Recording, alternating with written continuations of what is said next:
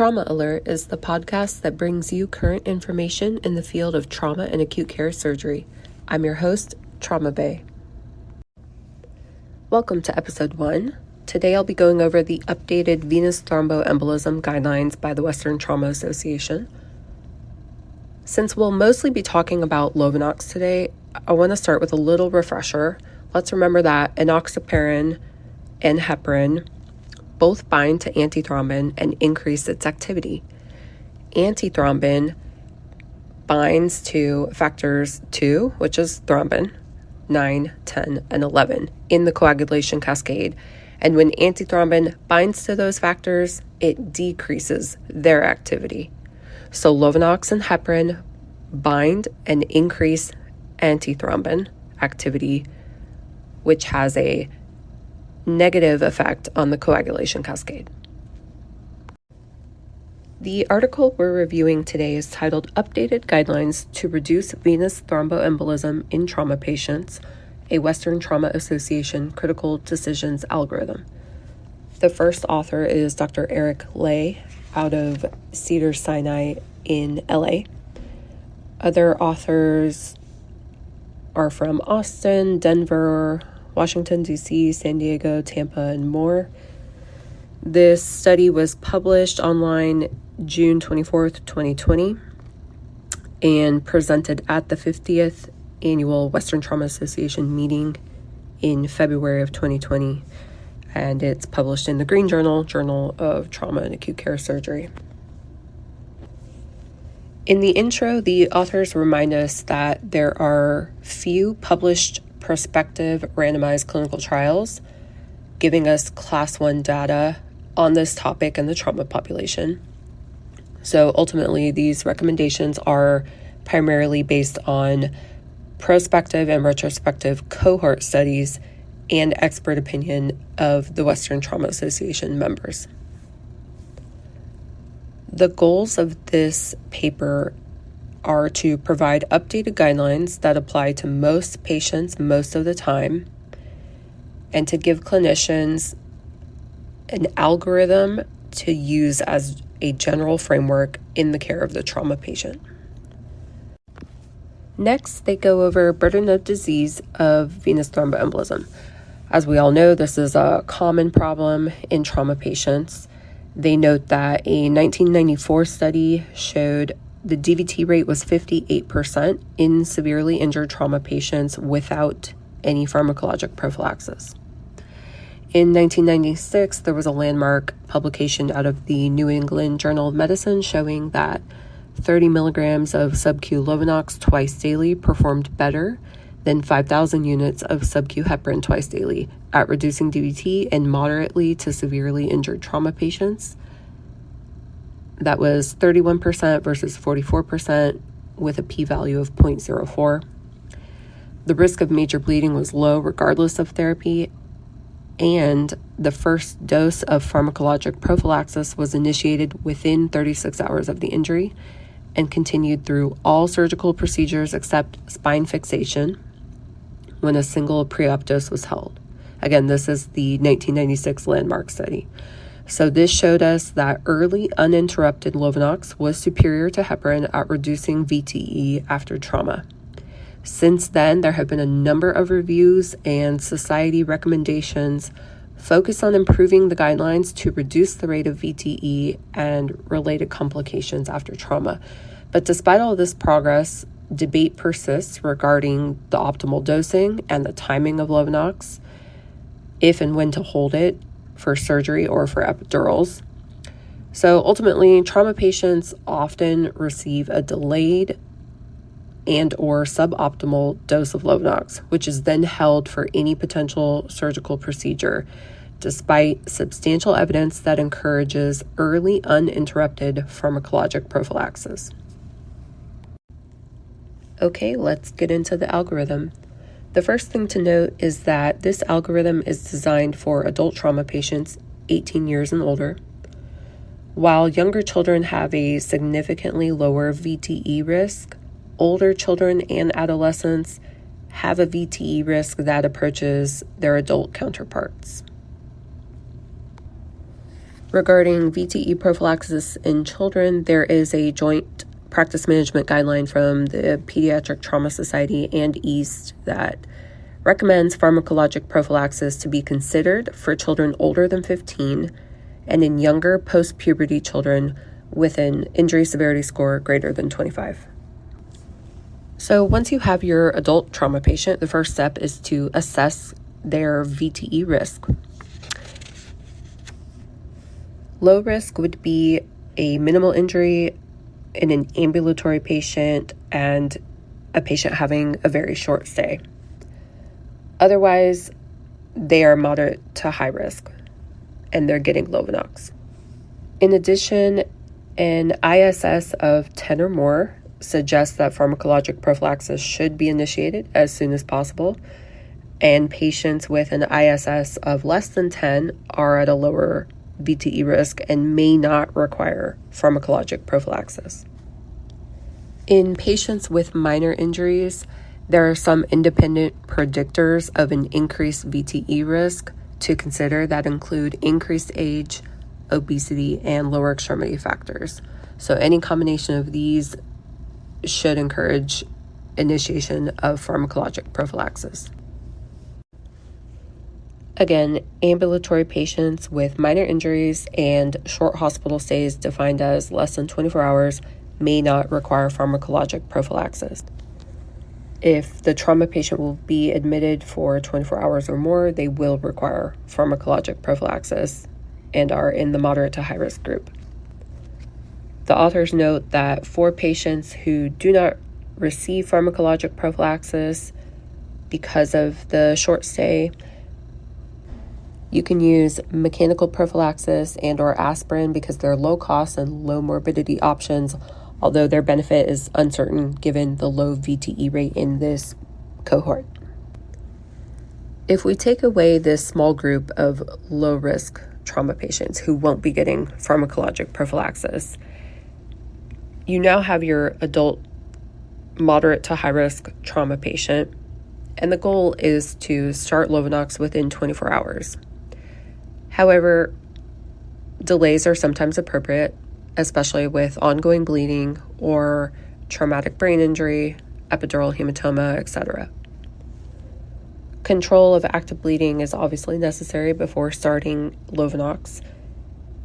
The authors list out hemodynamic instability, a hemoglobin drop of greater than 2 in under 12 hours, or ongoing blood transfusion in a bleeding trauma patient as an appropriate indication to delay the initiation of pharmacologic prophylaxis. Systemic coagulopathy was once proposed as a reason to delay pharmacologic prophylaxis, but the data behind that was using an elevated prothrombin time of more than 3 seconds or a platelet count of less than 50,000. And more recent studies have shown that prothrombin time and platelet count are not as reliable at predicting systemic coagulopathy as are viscoelastic studies.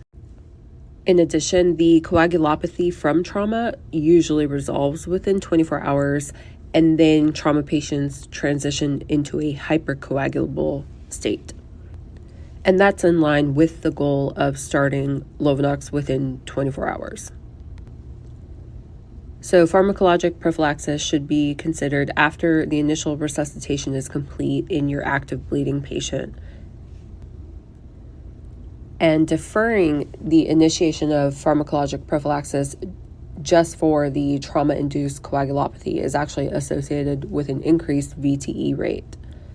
So initiation of pharmacologic prophylaxis is encouraged as long as the coagulopathic state is expected to resolve and there are no signs of ongoing bleeding. In patients with solid organ injury, several studies have shown that these patients who receive early pharmacologic prophylaxis had lower DVT and PE rates without an increased risk of failure of non-operative management, bleeding complications, or mortalities. These risks did not increase when pharmacologic prophylaxis was started within 24 hours compared to within 48 hours. In fact, early pharmacologic prophylaxis within 12 to 24 hours is safe across moderate grade solid organ injuries without an increased risk of bleeding, needing intervention or blood transfusion. While patients with grade 4 and 5 injuries should be approached with caution, most patients with a solid organ injury can be started on pharmacologic prophylaxis within 24 hours safely. The next patient population they mention are those with traumatic brain injury. Obviously, patients with a traumatic brain injury commonly have a delay in initiation of their pharmacologic prophylaxis. However, delaying Lovenox in TBI patients is dependent on the type of TBI they have. Patients with a cerebral contusion, localized petechial hemorrhage, or diffuse axonal injury can safely receive pharmacologic prophylaxis without delay. For all other TBI patients, delaying pharmacologic prophylaxis is appropriate, and the follow-up CT scan is an important indicator for when to initiate the prophylaxis. For patients with TBI progression or worsening on their follow-up CT, exposure to pharmacologic prophylaxis is a predictor for further progression, so it should be held until a follow-up CT shows no progression. And in contrast, if a patient's first follow-up CT shows no TBI progression, then Lovenox should be initiated. They also note that progression or worsening of TBI occurs in about 10% of TBI patients with a stable follow-up CT, regardless of whether pharmacologic prophylaxis was started or not. Trauma centers that provide pharmacologic prophylaxis within 24 hours after traumatic brain injury have significantly lower rates of VTE, with no difference in rates of late neurosurgical intervention. So the majority of TBI patients with a stable CT can be safely initiated on Lovenox within 24 hours, and nearly all TBI patients should receive pharmacologic prophylaxis within 72 hours of the time of injury. They then comment on patients with spine trauma. Without pharmacologic prophylaxis, patients who undergo spine surgery or those who have spine trauma, fracture, or a cord injury have a very high incidence of VTE, and delays longer than 72 hours lead to a substantial increase in the VTE rate. Pharmacologic prophylaxis should be started as soon as possible after any spine injury or spine surgery. Prophylactic dose Lovenox pre-op or immediately post-op are considered safe in spine surgery. It's noted that when a departmental protocol was implemented that required pharmacologic prophylaxis pre-op or on the same day of spine surgery, the VTE rate decreased and the rate of spinal hematoma was unchanged. In addition, pharmacologic prophylaxis initiated within 48 hours of operative fixation of traumatic spine fractures did not increase the risk of bleeding, progression of neurologic injury, or post-op complications, including spine hematoma. They then comment that in all patients, mechanical prophylaxis is encouraged regardless if they're getting pharmacologic prophylaxis or not. Intermittent pneumatic compression has been shown to lower the DVT incidence when no pharmacologic prophylaxis is initiated. Compression stockings do not appear to reduce the VTE rate in the presence of pharmacologic prophylaxis, but thigh-high compression stockings may provide a benefit to those trauma patients who cannot be started on pharmacologic prophylaxis. And obviously, mobility is very important, and early mobility leads to a reduction in VTE. Prolonged maintenance of spinal precautions and log rolling is associated with an increased DVT rate and should be avoided to allow for early mobility. The next section is about routine surveillance with venous duplex ultrasound. In patients at high VTE risk who cannot be started or maintained on pharmacologic prophylaxis, should be considered for weekly venous duplex ultrasound.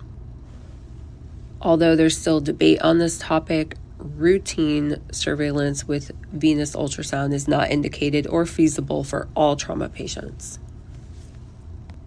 Routine surveillance duplex after trauma does not decrease the risk of PE or fatal PE, and false positive results can lead to unnecessary therapeutic anticoagulation.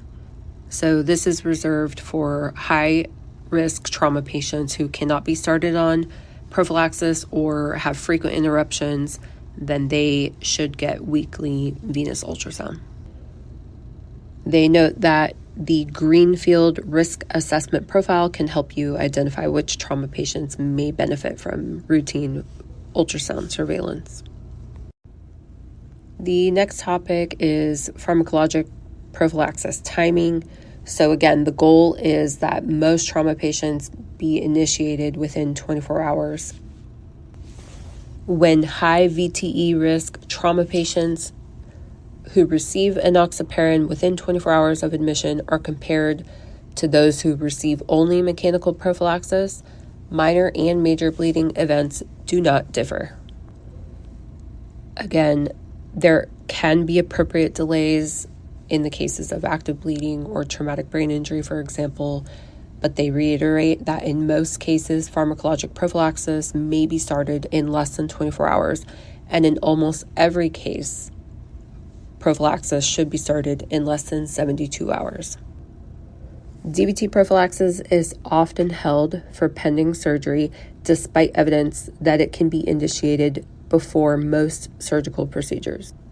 Delaying or skipping pharmacologic prophylaxis for a pending surgery leads to an increased VTE rate.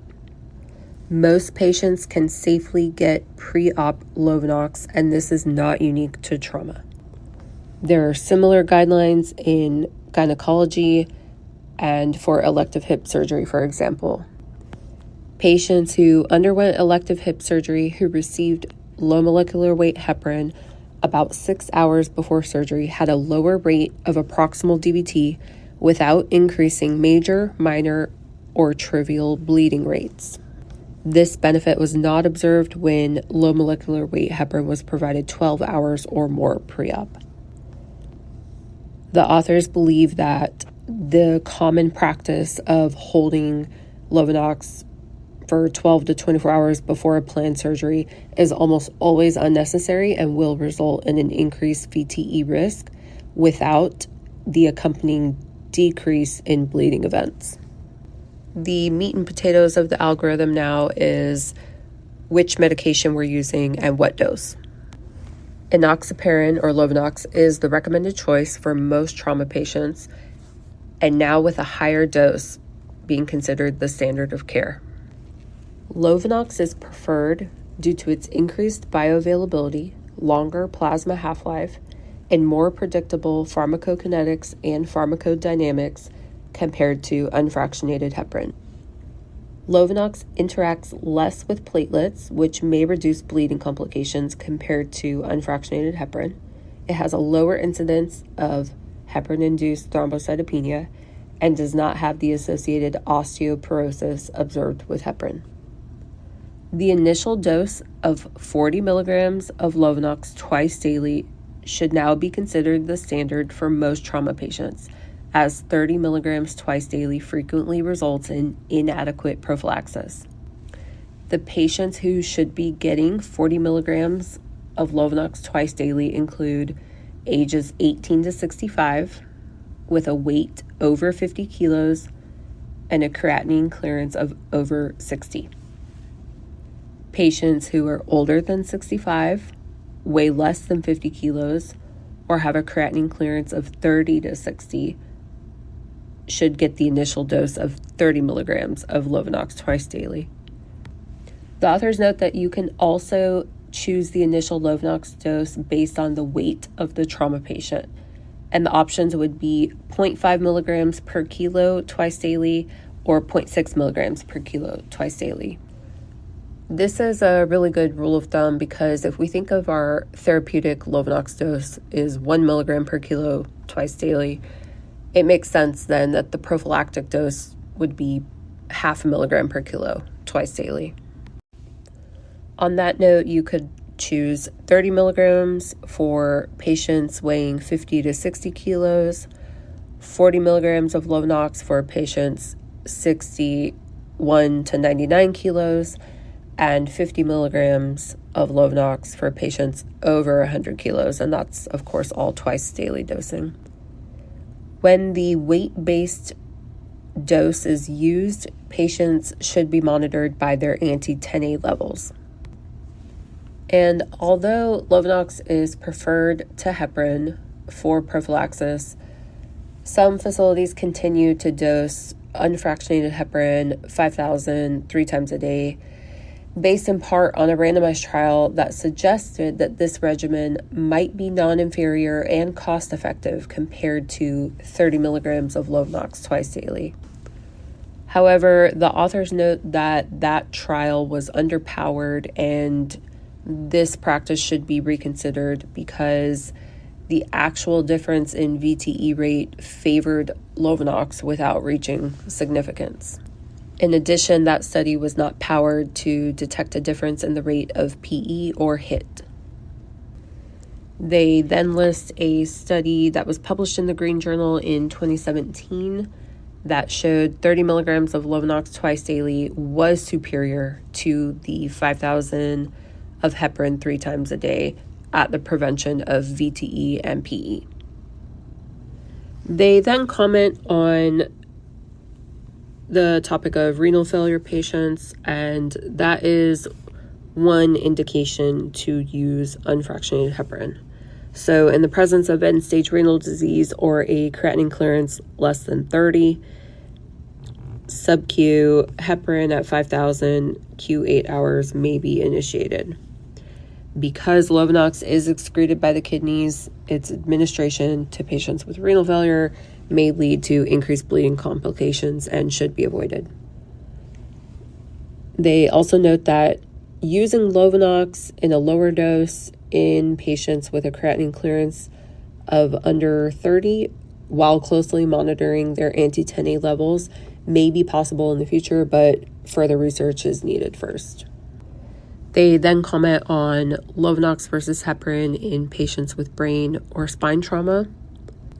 For TBI patients, Lovenox is associated with less VTE and higher survival than unfractionated heparin, with no difference in the progression of brain lesions, regardless if the dose was delivered in less than 24 hours after admission, between 24 to 48 hours, or after 48 hours. And similarly, those patients with spine trauma should preferentially receive early Lovenox. So obviously the point is, in almost all patients, Lovenox is preferred over heparin. The next section would be the pregnant trauma patient. Pregnancy causes hypercoagulability, and there is increased renal clearance and weight changes throughout the course of pregnancy. So these variables generally require higher Lovenox doses with more frequent dosing. Of note, neither heparin nor Lovenox cross the placenta, so both are considered safe to use in pregnancy. They recommend for the pregnant trauma patient to start with 30 milligrams of Lovenox twice daily and titrate to the anti-10A levels, targeting a peak range of 0.2 to 0.4 or a trough range of 0.1 to 0.2. And just as a reminder, you want to check your anti-10A level 4 hours after the Lovenox dose. And if you have a pregnant trauma patient who weighs over 90 kilos, start them on 40 milligrams of Lovenox twice daily, and then do the similar anti-10A level titration. The next section discusses direct oral anticoagulants.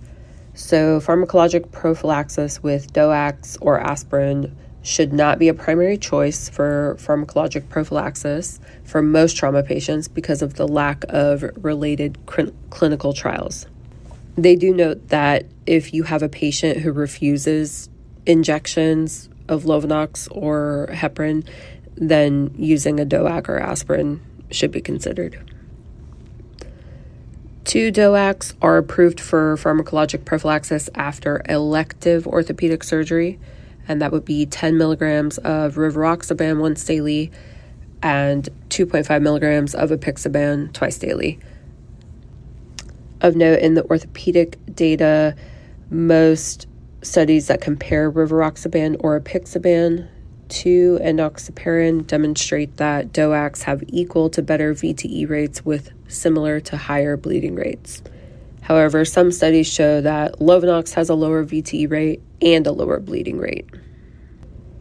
In trauma, however, only retrospective studies have examined the use of DOACs for prophylaxis, so randomized controlled trials are needed before DOACs become a primary agent in trauma patients.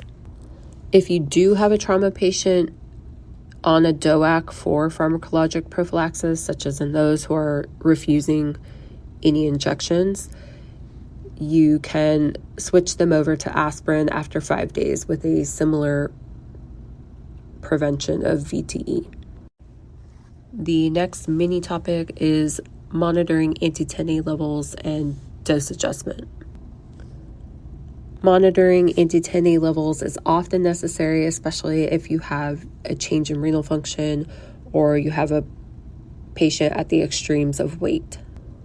One series showed that 84% of trauma patients needed doses of 40 milligrams or more, and 18% of trauma patients need a Lovenox dose of 50 milligrams or more.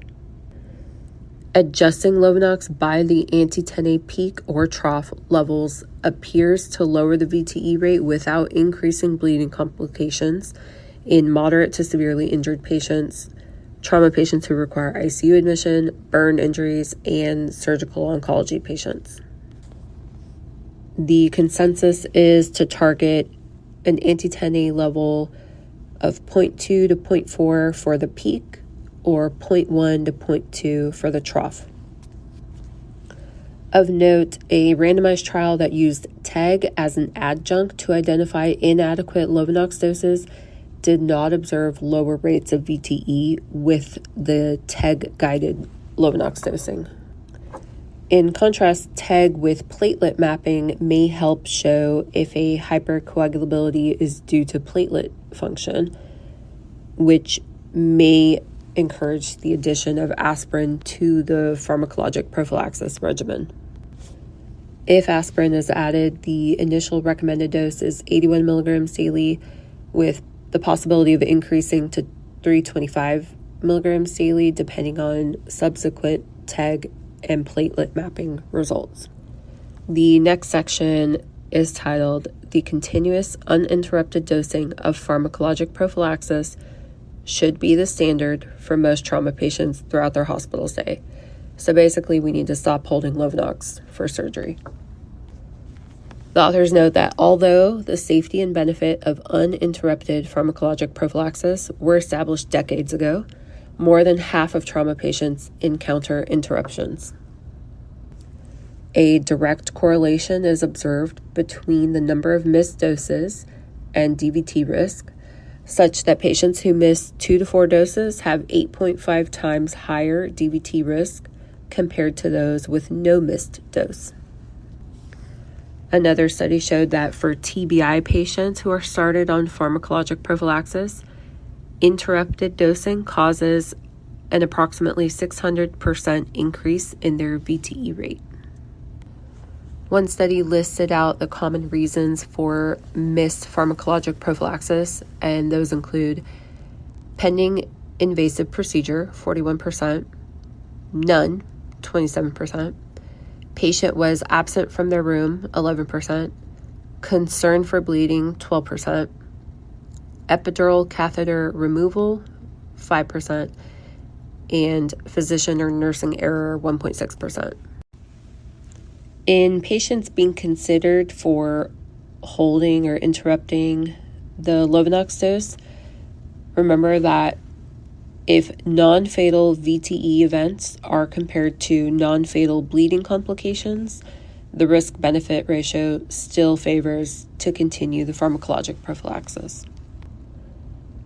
So most trauma patients should get continuous pharmacologic prophylaxis without interruption. However, there are appropriate indications to hold it, such as having a craniotomy, epidural placement, or HIT, and the authors expand on these. So routinely holding pharmacologic prophylaxis because of pending surgery is only indicated for brain or spine surgery. So for all other surgeries, trauma patients should be getting their pre-op prophylaxis, and this leads to a lower VTE rate. The lower VTE rate is lost, though, if pharmacologic prophylaxis is provided more than 12 hours pre-op. Another appropriate indication to hold Lovenox is for epidural catheter placement. The regional anesthesia guidelines recommend a 12-hour interval between Lovenox dose and epidural placement or removal, followed by a 4 to 12-hour interval before resuming. Of note, if you have a patient on therapeutic anticoagulation, the guidelines recommend a 24-hour interval to hold the therapeutic Lovenox before an epidural catheter placement or removal, followed by a 4 to 12-hour interval before resumption. If your patient is getting heparin, a 4 to 6 hour interval is recommended to hold prior to epidural placement or removal, followed by a 1 hour interval before heparin is resumed. Another subset of patients who may experience interruptions in pharmacologic prophylaxis would be HIT patients.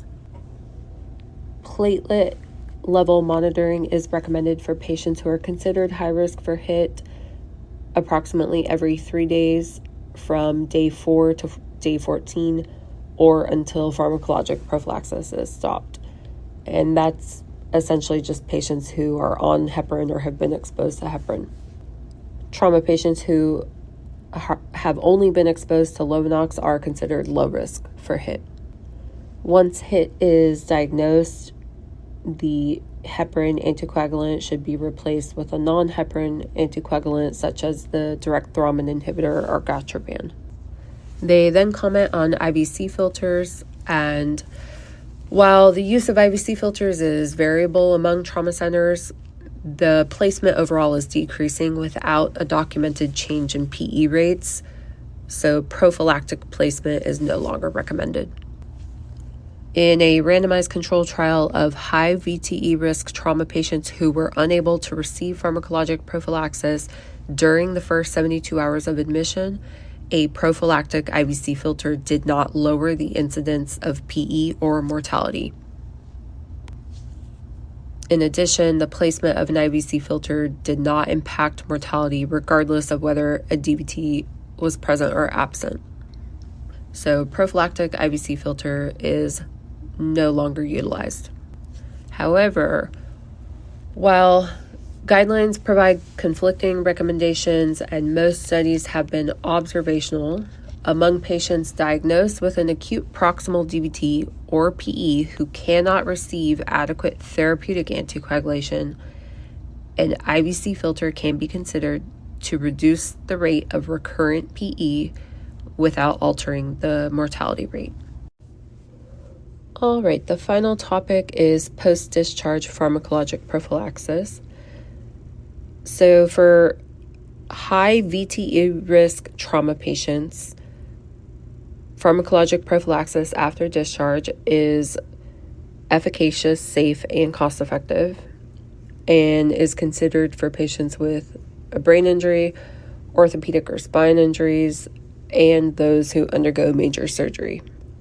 The highest VTE risk occurs during the first 3 months after injury, with approximately 1 year required until the VTE rate returns to that of the general population. Post-discharge Lovenox is efficacious, associated with a low rate of clinically relevant bleeding complications, and is cost-effective in patients at high VTE risk. Because the optimal dose and duration of Lovenox after trauma are not well studied, doses more than 30 milligrams twice daily should be avoided, and the duration of post-discharge prophylaxis can be considered for up to 4 weeks after the date of admission.